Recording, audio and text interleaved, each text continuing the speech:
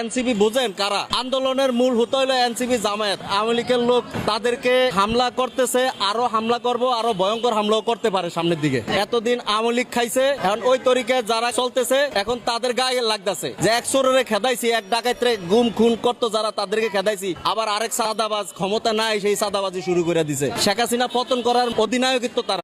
লুট করে নিয়ে গেছেন ইউনিয়ন বিএনপির নেতা নুরুল ইসলাম ও মাহফুজুর রহমান শিমুল। এরপর 15 থেকে 20 জন সন্ত্রাসী নিয়ে সেই পুকুরে নিজেদের নামে সাইনবোর্ড ঝুলিয়ে দেন তারা, এমন অভিযোগ ভুক্তভোগীদের। আর এসব অভিযোগের বিষয় জানতে সাংবাদিকরা বিএনপির নেতা অ্যাডভোকেট মাহফুজুর রহমান শিমুলকে কল করলে তিনি জানান 5 আগস্টের পর লিজ বলতে কিছুই নেই। আপনারা দেশের হাবভাব বুঝেন না? থানা পুলিশ সারাদিন বসে থাকে আমাদের জন্য। জানেন আমি কে? আওয়ামী লীগ আমলে অনেক মামলা খেয়ে অনেক ক্ষতি হয়েছে, এখন সেগুলো উঠাতে হবে। আজকেই পোলাপান পাঠিয়ে তুলে নিয়ে আসবো।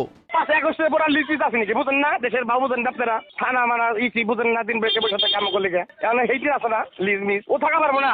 ও যেহেতু সাংবাদিক পাঠাইছে আমার কাছে, ওর বন্ধ থাকা। আমি আপনি সাংবাদিক আপনার বলে দিলাম, আমাদের রেকর্ড করে আপনি আমার ট্রেনের নামই কেনা, আপনি রেকর্ড করেন, যা মতো তাই করেন। ওরা আপনার সময় যায় আসে না। 16 বছর বিএনপি করছি।